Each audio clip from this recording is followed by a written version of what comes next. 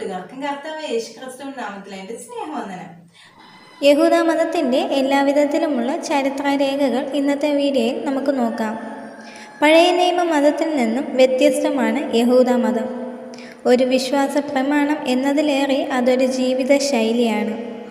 BC 587 യെരുശലേം ദേവാലയം നശിപ്പിക്കപ്പെട്ടതിനു ശേഷം ആവിർഭവിച്ച എല്ലാ യഹൂദിയ മതങ്ങളെയും യഹൂദ മതം എന്നാണ് അറിയപ്പെടുന്നത്.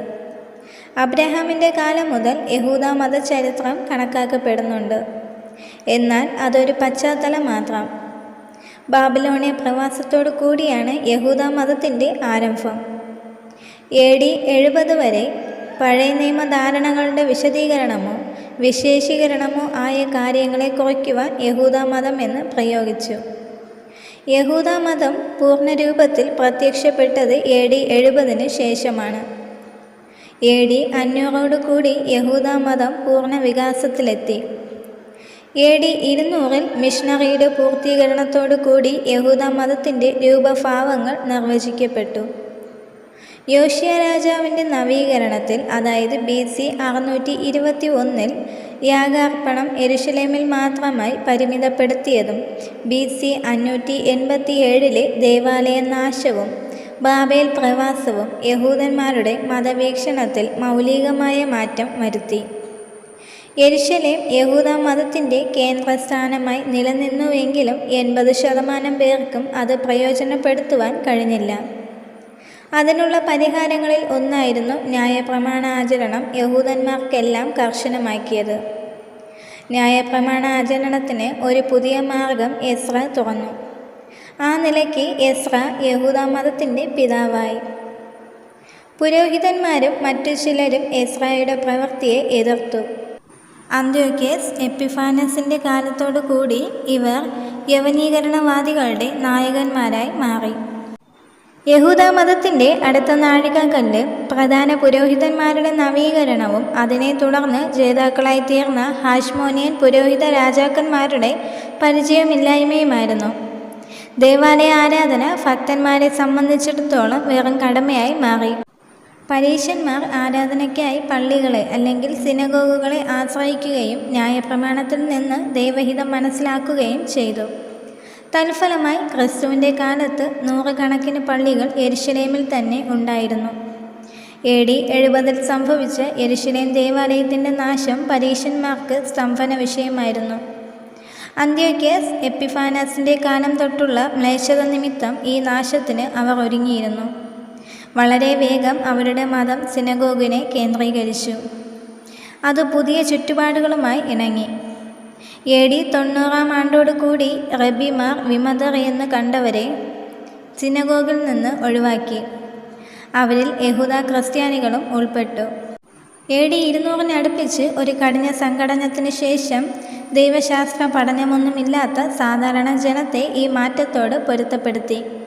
പരീശന്മാർ ദുർബല വിഭാഗമായിരുന്നുവെങ്കിലും അവരുടെ വീക്ഷണങ്ങൾ വിജയം നേടി. അവർക്ക് പൊതുസമ്മതി ലഭിച്ചില്ലായിരുന്നുവെങ്കിലും പ്രവാസരംഗത്ത് അവരുടെ വീക്ഷണം പഴയ നിയമത്തിൻ്റെ സംയുക്തമായ വിശദീകരണവുമായി കാണപ്പെട്ടു. അടുത്തതായി യഹൂദന്മാരുടെ ഉപദേശങ്ങൾ എങ്ങനെയാണെന്ന് നോക്കാം. പുതിയ നിയമകാലത്ത് ക്രിസ്തുവിനും പൗലോസിനും യഹൂദ മതത്തോടുണ്ടായ വാദപ്രതിവാദങ്ങൾ പ്രസിദ്ധമാണ്. ഇരു കൂട്ടരും ഒരേ തിരുവെഴുത്തുകളെ, അതായത് പഴയ നിയമമാണ് സ്വീകരിച്ചത്. ഉപരിതല സ്പർശിയായിരുന്നുവെങ്കിൽ തന്നെയും അവർ ഏതാണ്ട് ഒരേ വിധത്തിലായിരുന്നു പഴയ നിയമത്തെ വ്യാഖ്യാനിച്ചത്. ക്രിസ്തുവിൻ്റെയും ആദിമ റബിമാരുടെയും ഉപദേശങ്ങൾ തമ്മിൽ അസാധാരണമായ സാജത്വമുണ്ടായിരുന്നു. കുമ്രാൻ കൈയെഴുത്ത് പ്രതികളുടെ കണ്ടുപിടുത്തത്തോടു കൂടി പുതിയ നിയമത്തിലുള്ള യവന സ്വാധീനം തുച്ഛമാണെന്ന് തെളിഞ്ഞു. യഹൂദ മതത്തിലെ ഉപദേശങ്ങൾ പഴയ നിയമത്തിൽ നിന്നോ യഥാസ്ഥിതിക ക്രിസ്തു മാർഗത്തിൽ നിന്നോ അധികം വ്യതിചലിച്ചിരുന്നില്ല. ക്രിസ്തു മതത്തിൻ്റെ മുൻപിൽ നിലനിൽപ്പിനു വേണ്ടി യഹൂദ മതത്തിന് ദീർഘകാലം പൊരുതേണ്ടി വന്നു. ഇതിനിടയ്ക്ക് പല കാര്യങ്ങളും അവരുടെ ഊന്നൽ മാറ്റേണ്ടി വന്നു. ക്രിസ്ത്യാനികൾക്കുള്ളതുപോലെ യഹൂദ മതത്തിനും വിശ്വാസ പ്രമാണമുണ്ട്. അവരുടെ വിശ്വാസത്തിൻ്റെ സാരാംശം ആരാധനയിലൂടെ വെളിപ്പെടുന്നു. യഹൂദൻ ദൈവശാസ്ത്രം പ്രാർത്ഥിക്കുന്നു എന്ന് പറയാറുണ്ട്. മാറ്റത്തിന് വിധേയമാകാത്ത പ്രാർത്ഥനാ പാരമ്പര്യം സംരക്ഷണം ചെയ്യുകയാണ് യഹൂദന്മാരുടെ പ്രാർത്ഥനാ പുസ്തകം. യഹൂദ മത ഉപദേശത്തിലെ പ്രധാന കാര്യങ്ങളെല്ലാം അതിലുണ്ട്. ആ പ്രാർത്ഥന ഉരുവിടുന്ന യഹൂദൻ തൻ്റെ വിശ്വാസം പ്രഖ്യാപിക്കുകയാണ്. വിശ്വാസത്തിൻ്റെ അടിസ്ഥാന പ്രമേയം ദൈവത്തിൻ്റെ ഏകത്വമാണ്. അതിനെ കേൾക്കുക എന്ന് വിളിക്കുന്നു, അതായത് ഷെമ. ഇസ്രായേലേ കേൾക്ക, യഹോവ നമ്മുടെ ദൈവമാകുന്നു, യഹോവ ഏകൻ തന്നെ എന്ന് ആവർത്തന പുസ്തകം 6-ാം അധ്യായം 4-ാം വചനത്തിൽ കാണുന്നു. യഹൂദ വിശ്വാസത്തിൻ്റെ സംക്ഷേപം പലരും തയ്യാറാക്കിയിട്ടുണ്ട്. എന്നാൽ റബി എഴുതിയ 13 ഖണ്ഡങ്ങളടങ്ങിയ വിശ്വാസ പ്രമാണമാണ് പ്രാധാന്യത്തിലേക്ക് വന്നത്. അടുത്തതായി നമുക്ക് ഇസ്രായേലിനെ കുറിച്ച് നോക്കാം.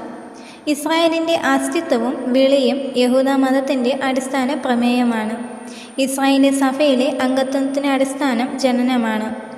മതപരിവർത്തന സ്വീകാര്യമാണെങ്കിലും സാധാരണമല്ല. പൊതുവെ യഹൂദ മതം മിഷനറി മതമല്ല.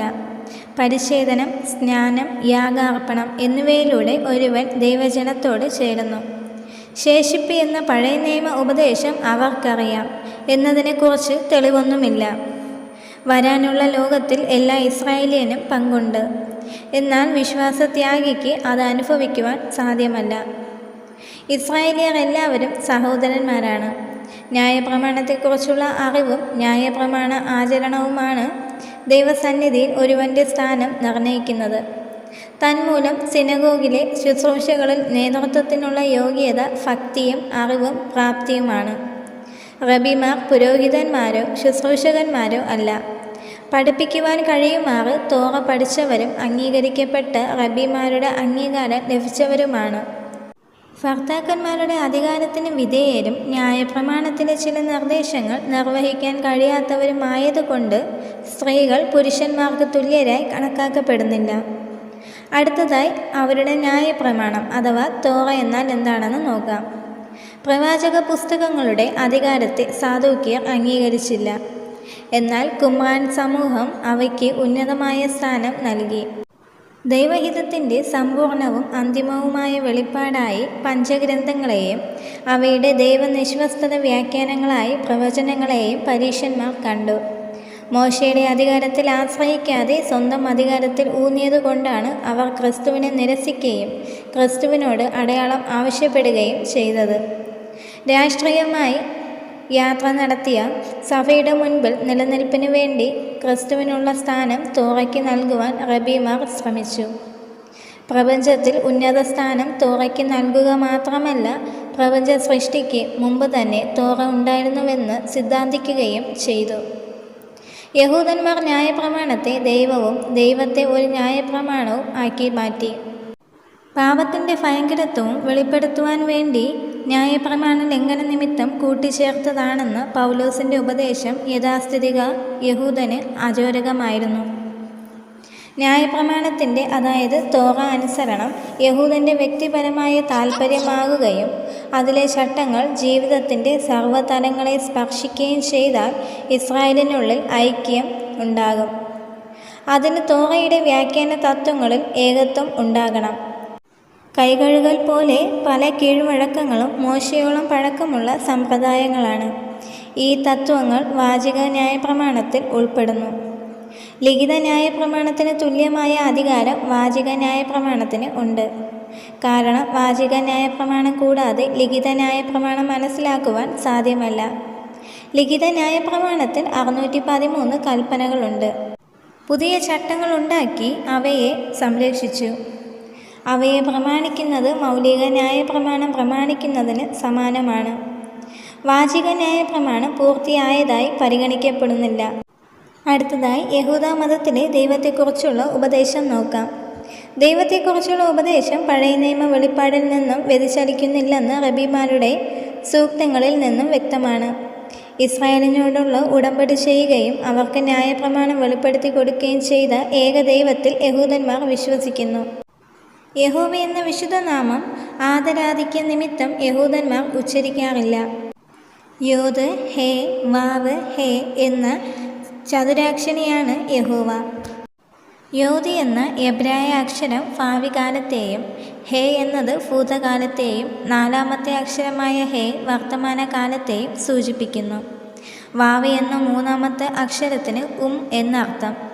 തോറയിൽ യഹോവ വരുന്ന സ്ഥാനങ്ങളിൽ യോദ് ഹേ വാവ് ഹേ എന്നോ ഹഷോം എന്നോ അദോനായി എന്നോ വായിക്കുന്നു. യഹോവയെന്ന് ശരിയായ ഉച്ചാരണം നഷ്ടപ്പെട്ടു പോയെന്നും മശിഹ പ്രത്യക്ഷപ്പെടുമ്പോൾ തങ്ങൾക്കത് പഠിക്കാൻ കഴിയുമെന്ന് യഹൂദന്മാർ വിശ്വസിക്കുന്നു. ക്രൈസ്തവ ത്രിത്വവാദത്തിനെതിരായി ഏകദൈവവാദം അവർ സ്വീകരിച്ചു. ദൈവത്തിലെ വിഭിന്ന ആളത്വങ്ങളെ അവർ അംഗീകരിച്ചില്ല. ദൈവം സർവാതിശയനായതുകൊണ്ട് ജഡധാരണം അസാധ്യമാണ്. ദൈവം മനുഷ്യനാകുന്നില്ല, മനുഷ്യന് ദൈവമാകുവാൻ കഴിയുകയുമില്ല. ദൈവം മനുഷ്യനല്ല, ദൈവത്തിനും മനുഷ്യനും ഇടയ്ക്ക് മധ്യവർത്തികളും ഇല്ല. ദൈവത്തോട് പ്രത്യക്ഷ ബന്ധം പുലർത്താനുള്ള അവസരം എല്ലാവർക്കും ഒന്നുപോലെയുണ്ട്. യഹൂദന്മാരുടെ ഈ വിശ്വാസം ദൈവത്തെ അജ്ഞേയമായ ഒരു ദാർശനിക തത്വമാക്കി. ഇസ്രായേൽ ദൈവത്തോട് നിരപ്പ് പ്രാപിക്കണമെന്ന ധാരണ യഹൂദ മതത്തിൽ ഇല്ല. അടുത്തതായി മശിഹയെക്കുറിച്ച് യഹൂദ മതത്തിൻ്റെ വീക്ഷണങ്ങൾ നമുക്ക് നോക്കാം. മശിഹയെക്കുറിച്ച് വ്യത്യസ്ത വീക്ഷണങ്ങൾ പുലർത്തുന്നു. AD 200 വരെ മശിഹയെക്കുറിച്ച് വിദേശ പീഡനത്തിൽ നിന്ന് മശിഹ ഇസ്രായേലിനെ വീണ്ടെടുത്ത് തോറയുടെ അനുഷ്ഠാനം പ്രാബല്യത്തിൽ വരുത്തുമെന്ന ധാരണയാണ് ഉണ്ടായിരുന്നത്. തോറയെ മശിഹ പരിഷ്കരിക്കുമെന്ന വിശ്വാസം ആദ്യകാലത്ത് ഉണ്ടായിരുന്നു. എന്നാൽ ക്രിസ്തുവിനെയും ന്യായപ്രമാണത്തെക്കുറിച്ചുള്ള ക്രൈസ്തവ ഉപദേശത്തെ അഭിമുഖീകരിച്ചപ്പോൾ പ്രസ്തുത ധാരണയെ അവർ ക്രമേണ ഉപേക്ഷിച്ചു. അന്ത്യകാലത്ത് ഇസ്രായേലിന് വാഗ്ദത്തം ചെയ്യപ്പെട്ട രാജാവാണ് മശിഹ. മശിഹയുടെ വരവോടുകൂടി ദൈവരാജ്യം ഭൂമിയിൽ ഇല്ലാതെയാകും. ന്യായപ്രമാണം അനുസരിക്കുന്നവർ ദൈവരാജ്യത്തിൽ പ്രവേശിക്കും. അവരാണ് സാക്ഷാൽ ഇസ്രായേല്യർ. ജാതികളുടെ പീഡനങ്ങളിൽ നിന്നും കഷ്ടതകളിൽ നിന്നും ഇസ്രായേല്യർ വിമുക്തമാകും. അന്ന് ഇസ്രായേലിനും സകല ജാതികൾക്കും സമാധാനമുണ്ടാകും. സമാധാനം സ്ഥാപിക്കുന്നതോടുകൂടി മശിഹയുടെ വേല പൂർത്തിയാകും. ദൈവം രാജാവാകും. സെഖര്യാവിൻ്റെ പുസ്തകം 14-ാം അധ്യായം 9-ാം വചനം. ദേശീയമായ കഷ്ടതയുടെ കാലത്ത് വിമോചനത്തിന് വേണ്ടി യഹൂദന്മാർ മശിഹയെ പ്രതീക്ഷിച്ചു.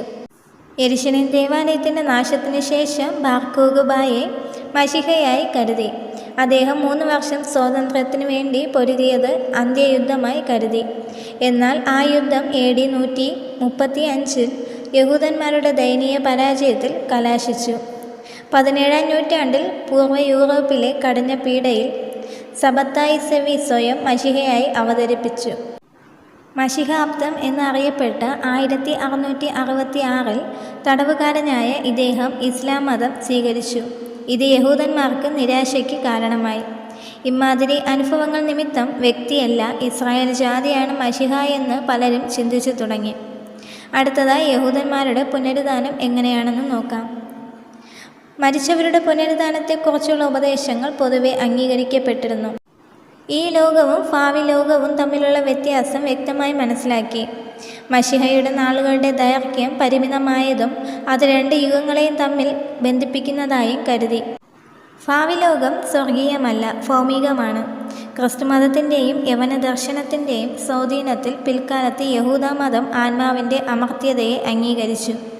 മരണാനന്തര ജീവിതത്തിന് ദേഹസഹിതമായ പുനരുദ്ധാനം ആവശ്യമാണെന്ന് പഴയ നിയമത്തിൻ്റെ ഉപദേശമാണ്.